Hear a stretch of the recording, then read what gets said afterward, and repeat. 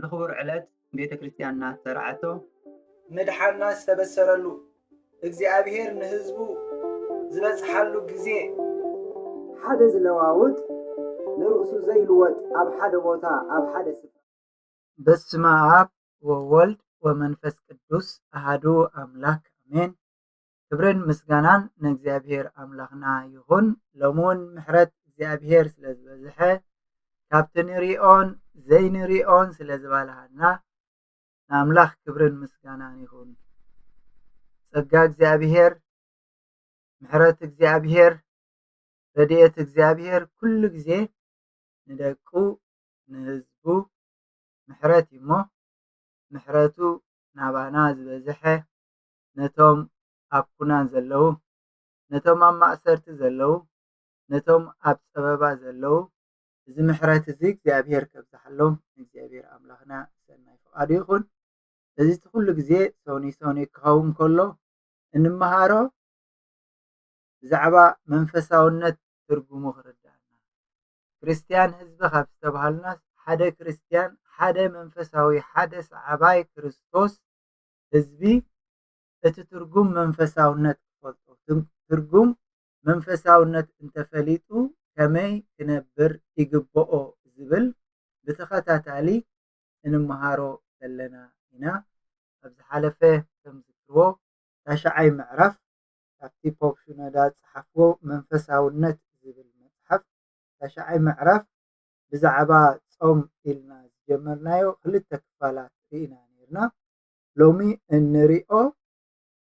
ውህደት ጾም ምስቲ ቅድስና ዝብል ኮይኑ ከመይ ጌርና ንጾምና ክንፀውም ከለና ከምቲ ዝሓለፈ ዝበልናዮ ቤተክርስትያን ኣብ ዓመት ናብ 220 ኣቢሉ ዘሎ ኣፅዋማት እዚ ጾም እዚ ምፃምና ዘይተረፈ ክንገብሮ ዝግባአና ምስቲ ጾም ክኸይድ ዝግባእ ኣቦታት ቤተክርስትያን ካብ ዝመሃርዎ ፖፕ ሽኖዳ ካብ ዝፀሓፍዎ ንሕና ክንልብመሉ ንሕና እንገብሮ ዘለና መንፈሳውነት ከነልብሶ እንታይ ክንገብር ኣለና ዝብል መበገሲ ጠቕስና ካብ ቀዳማይ ቆሮንጦስ ምዕራፍ 27 ምዕራፍ 9 ፍቅዲ 27 መበገሲ ጌርና ነዚ ቃል እግዚአብሔር ዝምህረና ነዚ ቃል እግዚአብሔር ዝዛረበና ክንርኢ ኢና። ቃል እግዚአብሔር እንታይ እዩ ዝብል ኣብ ቀዳማይ ቆሮንጦስ ምዕራፍ 9 ፍቅዲ 27 ንኻልኦት እናሰበኽኩ ንርእሰይ ድርቡይ ምእንቲ ከይከውን ንስጋይ እሰቅዮን እግዚኦን። ሐዋርያ ቅዱስ ጳውሎስ ስጋና ማዕረ ክንደይ ነቲ መንፈሳዊ ነገር ከይንገብር ነቲ እግዚአብሔር ኣብ ቅድሚኡ ክንቀርብ ከለና ብቅድስናን ብንጽህናን ኮይና ክንቀርብ ዝግባአና እቲ ለቢስናዮ ዘለና ውዱቕ ስጋና ኩሉ ግዜ ናይዚ ምድሪ እዚ ዝሓስብ ፍቃድ ኣምላኽ ዘይደሊ ኩሉ ግዜ ካብቲ ናይ ኣምላኽ ከውፃና ዝቃለስ ነገር ስለዝኾነ ክንፀውም ከለና ከመይ ኢና ንስጋና ከነግዝኦ ሐዋርያ ቅዱስ ጳውሎስ ናብ ቆሮንጦስ ጥራይ ዘይኮነ ናብ ሰብሮሜ እውን ልክዕ ተመሳሳሊ ምዕራፍ 8 ፍቅዲ 12-13 ብዛዕባ እቲ ክብደት ናይቲ ስጋ ክንፀውም ከለና ነቲ ኩሉ ግዜ ጥሜት እንዳተሰምዐ ፍርሒ እንዳተሰምዐ ቀጥቀጥ እንዳበለ ኣብ ክንዲ መንፈሳዊ ነገር ብምፃምና ንሓስብሲ ከይንሓምም ዲና ገለ ከይንኸውን ኢሉ መልእኽቲ ኣብ ኣእምሮና ዘምፅእ ስጋና ክዛረብ ከሎ እንታይ ኢሉ ሐዋርያ ቅዱስ ጳውሎስ እምበኣርሲ ኣሕዋተይ ከም ስጋ እንተነበርኩምሲ ክትሞቱ ኢኹም።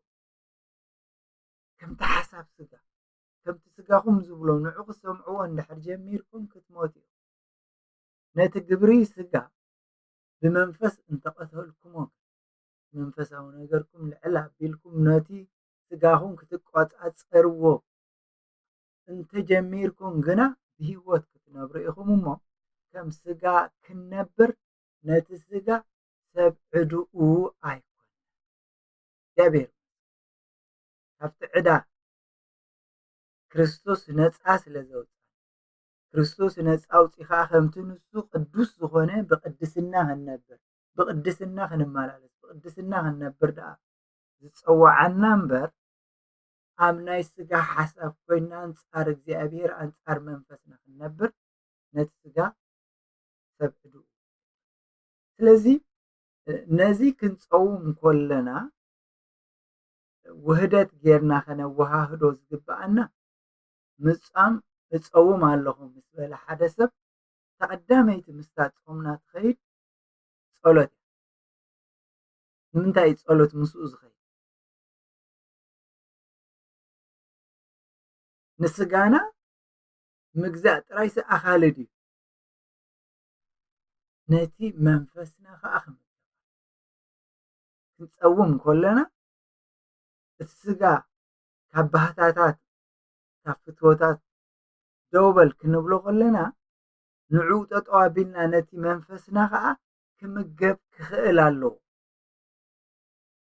ኣብ ጸሎት ክኣቱ ኣለዎ ኣብ ምስትንታን ክኣቱ ኣለዎ ኣብ ምንባብ ክኣቱ ሎማዓንቲ እቲ ወርሓዊ ንገብሮ ኣብ ወርሒ መጀመርያ ክኣቱ ከሎ እቲ ንወስዶ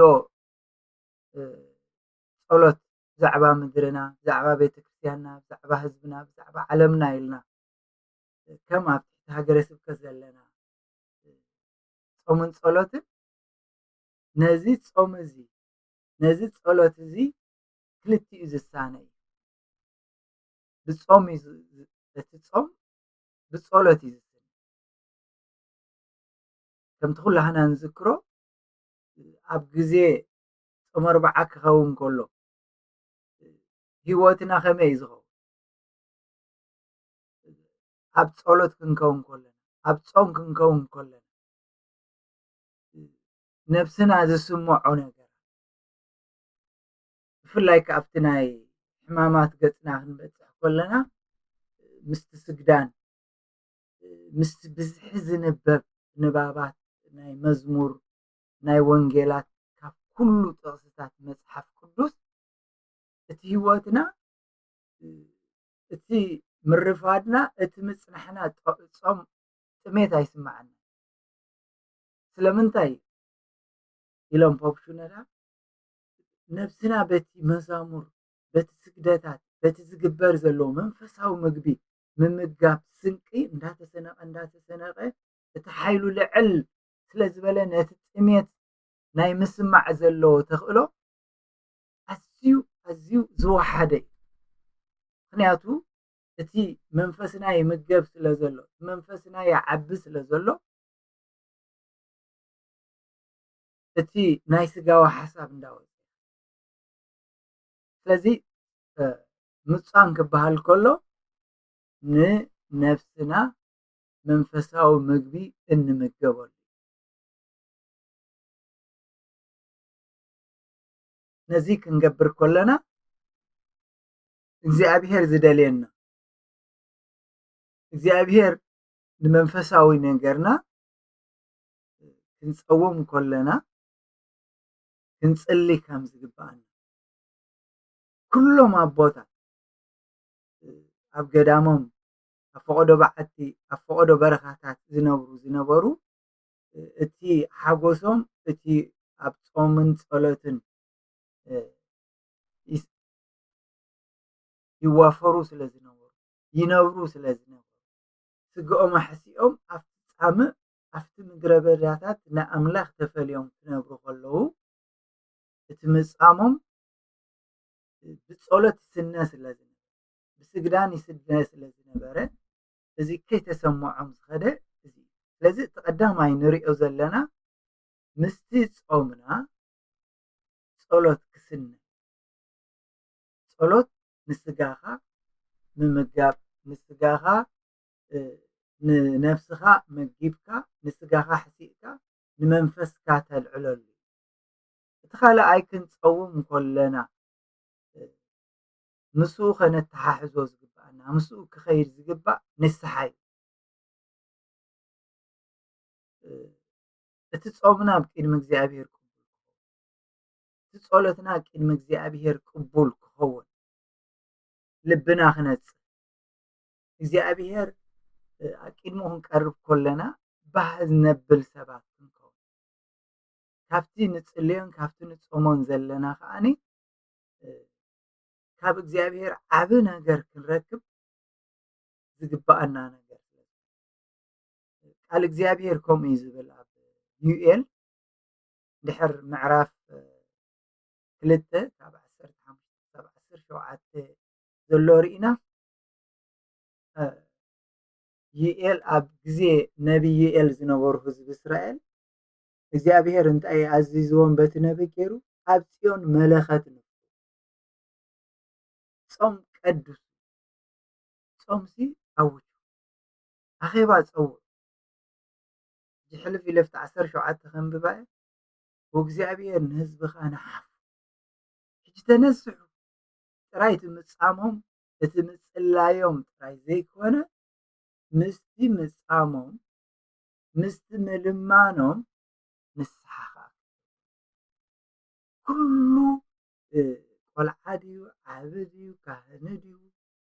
ንእሽተይ ድዩ ኣብ ቅድሚ ቤት ኣምላኽ መፅኦም በቲ ነቢይ ዩኤል ዝነበርዎ ግዜ ኣብ ቅድሚ እግዚኣብሔር ተኣኪቦም ብንስሓ ኮይኖም ነቲ ወሪድዎም ዝነበረ ብንስሓ ክቐርቡ ብዘይ ንስሓ ክቅደሱ ከም ዘይክእሉ ናይ ንስሓ ስምዒት እንድሕር ዘይብሎም እቲ ጾሞም እውን ከም ጾም ክስምዖም ስለ ዘይክእል ነቶም ህዝቢ ኣትሪሩ ክዛረቦም ከሎ በቲ መልእኽቱ ገይሩ ነቲ ምጻሞም ነቲ ምእካቦም ነቲ ምጽላዮም ግን ንስሓ ኩሉ ሰብ እዚ ደኣ ናይ ፍቓድ ጾም እንዲ ጾምና እንዲና ዘለና ኣይጾምኩም እንዲኹም ካብቲ ናይ ጾም ዝኾነ ደኣ ሃቡና ክብል ከሎ ብጣዕሚ ደስ ዘብል ባህሊ ብጣዕሚ ደስ ዘብል እምነት ብጣዕሚ ደስ ዘብል ንእግዚኣብሔር ከተሐጉስ ኢልካ ዝግበር ፍቓድ ምስ ካህንካ ተሰማሚዕካ ዝግበር ኣገልግሎት ኣዝዩ ደስ ዘብል ዝኾነ ግን ኩሉ ግዜ ብንስሓ ኩሉ ግዜ ብጸሎት ክኸውን ከምቲ ካብ ምግቢ ሎሚ ረቡዕ እዩ ሎሚ ዓርቢ ሎሚ ናይ ፍቓድ ጾም ዘለዎ ግዜያት ወርሓት ኢልና ነቲ ግዜ ኣጽዋማት ፈሊጥና ሓሲብና ንነብስና ምስ እግዚኣብሔር ክንዕረቕ ኢልና ምጽላይና ዘይተረፈ ምጻምና ዘይተረፈ ንስሓ ተዋሃሂዱ ተሳኒዩ ዝኸይድ እምበር ሓደ ንበይኑ ክፋል ጌርካ ዝውሰድ ከም ዘይኮነ ክርዳእና እቲ ካልእ ምስኡ ዝኸይድ ክንሓስቦ ክንርድኦ ዝግባአና ከዓ ትሕትና እዩ ቀዳማይ ኣብ ጾምና ክንገብሮ ዘለና ጸሎት ኢልና ኣለና ካልኣይ ንስሓ ኢልና ኣለና ክንሳሕ ይግባአና ኢልና እቲ ብሳልሳይ ደረጃ እንሪኦ ትሕትና እዩ ትሕትና ማዕረ ክንደይ ኣገዳሲ ምዃኑ ምስቲ ጸሎት ንገብሮ ምስቲ ንስሓ እናኣትዎ ነቲ ጸምናዮ ዘለና ነቲ እግዚኣብሔር ክሰምዓና ደሊናየ ዘለና ምስኡ ዝሳነ ትሕትና እዩ ንነብስና ሎሚ ህደ ኢልና ኣብ ግዜ ጾምና ማዕረ ክንደይ ትሕት ንብል ማዕረ ክንደይ እቲ ዘበን ዘምጽኦ ነገራት ማዕረ ክንደይ ነብል ትማሊ ዝነበረ ዘለና ቤተክርስትያን ትምህርቲ ተመቦ ክምህሩ ከለዉ ብጣዕሚ ብጣዕሚ ዘደነቀ ጾም ፄምና ኣለና ዝብል ፌስቡክ የለን ዩቱብ የለን ቻት የለን እዚ ብምሉኡ ዓፂኻ ነቲ እዚ ብምሉኡ ኢሎም ቴክኖሎጂ ዘምፀኮ ባህታ ስጋ ንስጋኻሲ ተርዌካ ከምዚ ኮይኑ እዚ ከዓ ተገይሩ እዚ ከዓ ባሎ እዚ ከዓ ኢልካ ንስጋኻ እተዕብየሉ ነገር ስለዝኾነ እዚ ብምሉኡ ክትገዝኦ ክትክእል ኣለካ ዝብል ምዝ ትሕትና ዝብል እየ ንትሕትናና ቀንዲ ኣብነት ዝኾኑና ሰብ ነነዌ ከምቲ ዳዊት ኣብ መዝሙር 35:13 ብዛዕባ ትሕትና ክዛረብ ከሎ ብፆም ርእሰይ ኣትሓትኩ ኣቦና ዳዊት ማዕርኽንደይ ነቲ ፆሙ ነቲ ጸሎቱ ቅድሚ እግዚኣብሔር ተሰማዕነት ክህልዎ ብንስሓ ኮይኑ ጥራይ ዘይኮነስ ብትሕትና ኮይኑ እግዚኣብሔር ዝጸለየ ዝለመነ ንኣምላኽ ዝተማጎተ ሰብ ነነዌ እንታይ እዮም ገይሮም ኣብ ብሉይ ኪዳን ከይድና ኣብ ናይ ሰብ ነነዌ ምዕራፍ 3 እንድሕር ካብ ፍቕዲ 1 ክሳብ 10 ዘሎ ርኢናዮ ሰብ ነነዌ ነቢ ዮናስ እቲ ኣዋጅ ምስ ኣወጀሎም ብዛዕባ ነነዌ ከተምኦም ምስ ነገሮም ኣብ ውሽጢ 40 መዓልቲ ክትገልበጥ እያ ዝብል ኣዋጅ ምስ ሰምዑ ኣብ ፍቕዲ 5 እንታይ እዩ ኣዋጅ ካብ 1 ክሳብ 5 ዘሎ ነቢ ዮናስ ናብታ ከተማ ከይዱ ምስ ነገሮም ካብ ፍቕዲ 5 ሰብ ነነዌ ኣዝዩ ደስ ዘብል ንኣምላኽ ኣመኑ ጾም ኣወጁ ካብ ዓበይቶም ክሳብ ንእሽቶም ከዓ ክሻ ተኸድኑ እዚ ወረዚ ናብ ንጉስ ነነዌ በፅሐ ካብ ዝፋኑ ተንስአ ባርኖስ ቀንጠጠ ክሻ ተኸዲኑ ኣብ ሓመኹ ሰብ ኣብ ነነዌ ብትእዛዝ ንጉስ መኳንንትን ከምዚ ዝብል ኣዋጅ ተኣወጀ ሰብ ወይ እንስሳ መጓሰ ከብቲ ወይስ መጓሰ ኣባጊዕ ሓንቲ እኳ ኣይጣዕማ ኣይፈራ ማይ እውን ኣይስተያ ሰብን እንስሳን ክሻ ይከደኑ ዓዊሎም ድማ ናብ ኣምላኽ የእውዩ ይጸልዩ ነፍሲ ወከፍ ካብ እኩይ መንገዱ ካብቲ ኣብ ኢዱ ዘሎ ዓመፅ ይመለስ ኣምላኽ እንተተመለሰ እንተተጣዓሰ ንሕዘና ከይንጠፍእ ካብ ጉህር ቁጣዕ እንተተመለሰ መን ይፈልጥ ኣምላኽ ካብ እኩይ መንገዶም ከም ተመለሱ ግብሮም ርዩ ኣምላኽ ነቲ ከውርደሎም እተዛረቦ መዓት ተጣዓሰሉ ኢሉ ኣዝዩ ንዓና ጥራይ ኣብ ግዜ ናይ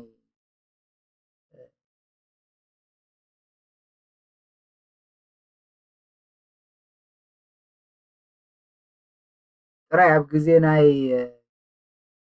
ጾም ነነዌ ዘይኮነሲ ኣብ ኩሉ ግዜ ክንፀውም ክንፅሊ ከለና በዚ ዓይነት ኣካይዳ በዚ ዓይነት ሂወት ክህልወና ትሕት ክንብል እዞም ሰብ ነነዌ ተኣዋጅ ምስ ሰምዕዎ ኣብ እምነት ኮይኖም ነቲ ዝገብርዎ ዝነበሩ ጾም ጸሎት ንስሓ ርእሶም ማዕርኽንደይ ከምቲ መዝሙር 119 ወደ 25 ዘሎ ነፍሰይ ኣብ ሓመድ ተጣበቐት ከንቃልካ ህያው ነፍሰይሲ ኣብ ሓመድ ተጣበቐት እንታይ ማለት ኢሎም ፖፕሽዶና ነዚ ክገልጹ ከለዉ ስግዳን ዝተሓወሱ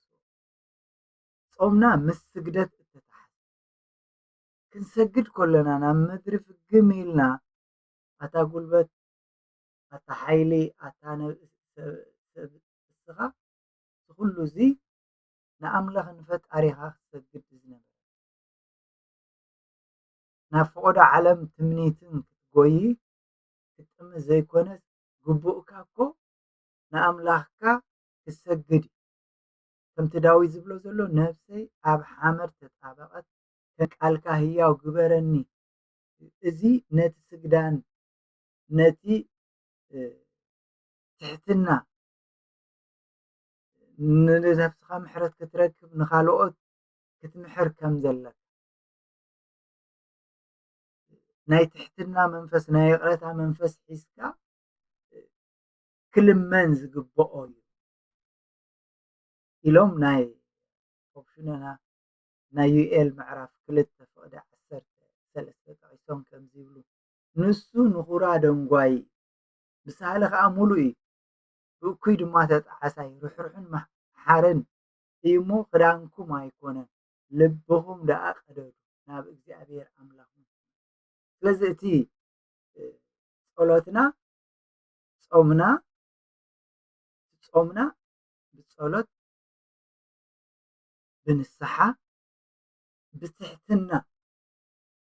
ብሎም ኣሎ ክዳንኩም ዘይኮነ ናይ ረኣይለይ ዘይኮነሲ ክቅደድ ዝግብኦ ካለ ትሕት ክብል ክስበር ዝግብኦ ቃላትኩም ዘይኮነ ልብኹም ክስበር እቲ ናይ ልብኻ ምስባር እዩ ነቲ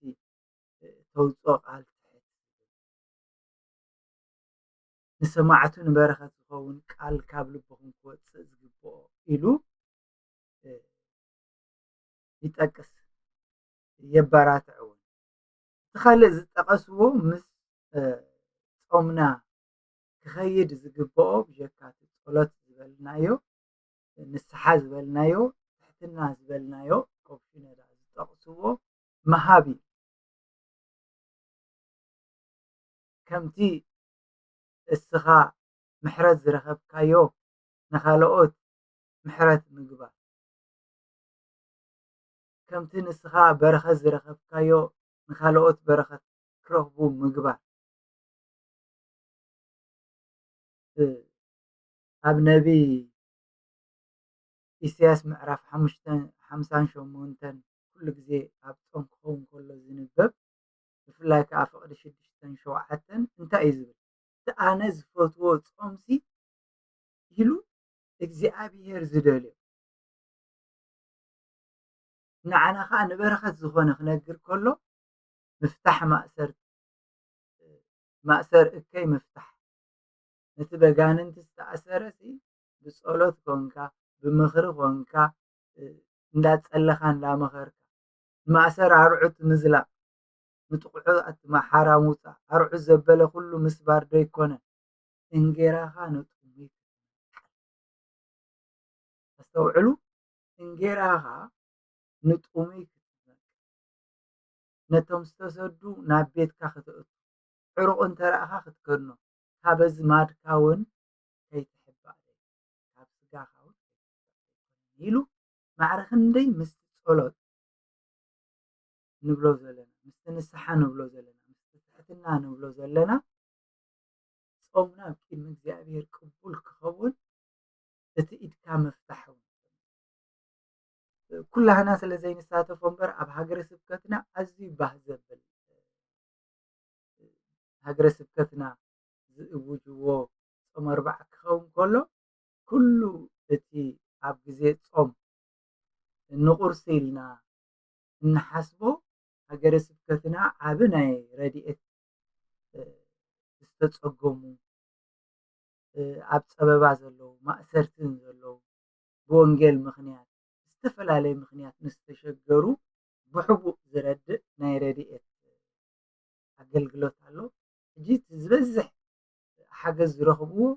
ካብቲ ኣብ ግዜ ጾምን ጸሎትን ብፍላይ ካብ ጾም 40 ዝእወጅ ንዕኡ ነቲ ገልግሎት ዝፈልጥዎ ሰባት ተረዲእዎም እዮም ኣብቲ በዘ ዘለዎ ቤተክርስትያን ስለዚ እዚ እንታይ እቲ ዕላምኡ እቶም ጥሙያት እቶም ሽጉራት ብቤተ ክርስቲያን ደረጃ ብወልቅና ብወገንና ንገብረሎ እዚ ግን ብቤተ ክርስቲያን ደረጃ እትሕግዞም መደባት ዝወሃባ ዘይፍለጥ ናይ እንተኮይና ኣብቲ ቤተ ክርስቲያን ናብ ፍላይ ኣብ ጾም 40 ክመፅእ ከሎ ከነስተብሎ ነቦታትና ክነሓትት ይግባአና ሃገረ ስብከት ዘለዎ ኣገልግሎት ከነበር ናብ ነብስና ምልስ ኢልና ክንመፅእ ከለና ግን ትፀወም ኣለካ ዶ እቶም ቤተ ክርስቲያን ኣብ ዓመት ዝኣወጀተን ትፍፅመን ኣለካ ዶ ፅቡቅ በል እሰን ክትስነያ ዝግባእ ምስአን ክኸዳ ዝግባኣ ከዓ ጸሊ ተነሳሕ ትሕት በል ካብቲ ኣብ ግዜ ጾምካ ዘዋህለልካዮ ስኻ ክትቆርሶ ስኻ ክትበልዖ ዝነበረ ሓሲብካ ከዓ ነቲ ዝተጸገመ እትኣልየሉ ቤተክርስትያን ድዩ ወላ ንስኻ ንጽጉምካ ተሓሰብካዮ ድዩ ከዓ ምምቓል ከዓ ክንፈልጥ ክንክእል እዚ እንድሕር ተሰኒዩ እዚ እንድሕር ክንፍጽሞ ክኢልና ነቲ ብዛዕባ ምድርና ንጽልዮ ብዛዕባ ህዝብና ንጽልዮ ኣብ ምድርና ዘሎ መከራ ኣብ ህዝብና ገጢሙ ዘሎ ኣምላኽ ክሰምዓና ኣምላኽ ክምልሰልና ኢልና ለይትን ምስ መዓልትን እንልምኖ እግዚኣብሔር ክሰምዕ ድልው እዩ ከምዚ ኸነንብቦ ዝጸናሕና ኣብ ኢሳያስ 58 እኮ እንጌራኹም ንጡመይ ክትመቕሉ ነቶም ዝተሰዱ ድኻታት ናብ ቤትኩም ከተእቱ ዕሩቕ እንተረአኹም ክትከድኑ ካብ ስጋኹም እውን ከይትሕብኡ ዶ ኣይኮነ ሽዑ ኢሉ እተን ክግበራ ዝግባእ ጸሎት ንስሓኻ ትሕትናኻ መሃብካ እዘን 4 ነገራት እዚአን ምስቲ ትጽልዮ ምስቲ ትጾሞ ዘለኻ እዚአን ኩለን ምስ ተሰነያ እንታይ ውፅኢት እየን ዝህባ ኣብ ፍቕዲ 58 ከይዱ ኣብ ኢሳያስ 58 ፍቕዲ 8 ሽዑ ብርሃንካ ከም ወጋሕታ ኣይናይ እቲ ክማላእ ዝግባእ ነገር እግዚኣብሔር ዝደልዮ ግብሪ ሽዑ ብርሃንካ ከም ወጋሕታ ኮይኑ ክወፅእ ምሕዋይካ ቀልጢፉ ክበቁል ጽድቅኻ ድማ ቀቂድመኻ ክኸይድ ክብሪ እግዚኣብሔር እውን ደጀን ሽዑ ክትወፁ እግዚኣብሔር ከዓ ሽዑ ክትጽውዕ እግዚኣብሔር ከዓ ክምልሰልካ ከተእዊ ንሱ ድማ እኒአኹ ክብለካ ነርዑት ንምጥዋጥ ኣጻብዕ ንሕማቕ ዘረባ ካብ ማእከልካ እንተርሓቅካ ካብ ነፍስኻ ንጥምያት እንተመቐልካ ንጭኑቕ ነፍሲ እንተኣጸብካ ሽዑ ብርሃንካ ኣብ ጸልማት ክወፅእ ጸልማትካ እውን ከም ቀትሪ ክኸውን እግዚኣብሔር ንኩሉ ግዜ ክመርሓካ ኣብ ምድሪ ኣጻምእ ነብስኻ ከጽግብ ንዕጸምትኻ ድማ ከበርትዕ ንስኻ ከም ሰተይ ኣታኽልቲ ከምቲ ማይ ዘይነጽፍ ዓይኒ ማይ ክትከውን ኢኻ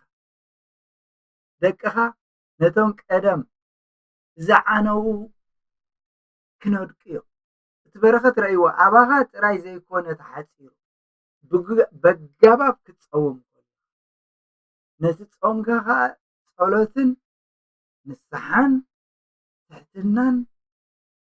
መሃብን ዝተሰነየ ኣካይዳ ከም ፍቓድ እግዚኣብሔር ክትፍጽም ከለኻ ንስኻ ጥራይ ትረኽቦ በረኸት ዘይኮነሲ ደቅኻ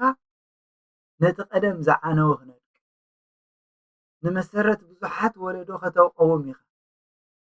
ነዳቕ ነፍስን መሳፍሮ ዝኸውን መንገዲ መዕረይ ተባሂልካ ክትስመዕ ኢኻ ኣቦታት ኣዴታት ኣሕዋት ምግባርና ዘይተረፈ ነቲ እንጾሞ ኣለና ንብል ዘለና መንፈሳውነት ዝብል ኣርእስቲ ኣትሒዝና ብተኸታታሊ ክንመሃር ከለና ወንገብሮ ኣለና ግን ክንገብሮ ከለናሲ ምግባርና ዘይተረፈ ኣብ ቅድሚ እግዚኣብሔር ምቕራብና ዘይተረፈ ክንገብሮ ዝግባአልና ኢልና ነቲ ተኸታታሊ መንፈሳውነት ማለት እኮ ጸሎት መጽሓፍ ቅዱስ ህይወት ቅዱሳን ምንባብ ምስትንታን መንፈሳዊ ስልጠና ምውሳድ ብዛዕባ ገዛእ ርእስኻ ጸብጻብ ምሃብ ኑዛዜ ክትገብር ቅዱስ ቁርባን ክትወስድ ኢልና 8 ምዕራፋት ተማሂርና ኣብቲ 9ይ ምዕራፍ ጾም ንብሎ ዘለና ኩሉ ህዝብና ከም ዝጸውም ኩላህና ከም ንጸውም በረኸት ክንሓፍ ወርሒ ሙሉእ ሰሪሕካ ናይቲ ወርሒ ሙሉእ ሰራሕካዮ ደሞዝካ ዘይትረክብ ኮንካ ማዕረ እዚ ስለዘይመልአካ ኣይከውን ወሃብ እንተኢሎምኻ ክንደይ እዩ ዘጉ እና ከዓ ፂዮምና ጸሊና ኣብ ቅድሚ እግዚኣብሔር ቀሪብና ኸነብቅዕ ነቲ ዝፀምናዮ ነቲ ዝፀለናዮ ፍረ ዘይብሉ ኮይኑ ክተርፍ ዘይኮነሲ ኣብ ቅድሚ እግዚኣብሔር ብርሃንና ክበርህ ደቅናን ስድራናን ክባረኹ ዝዓበየ በረኸት ክንሓፍስ በዚ ዓይነት ኣገባብ ጌርና ክንፅሊ እግዚኣብሔር ይሓግዘና። ንኣብን ንወልድን መንፈስ ቅዱስን ምስጋና ይኹን ሎምን ኩሉ ሻዕ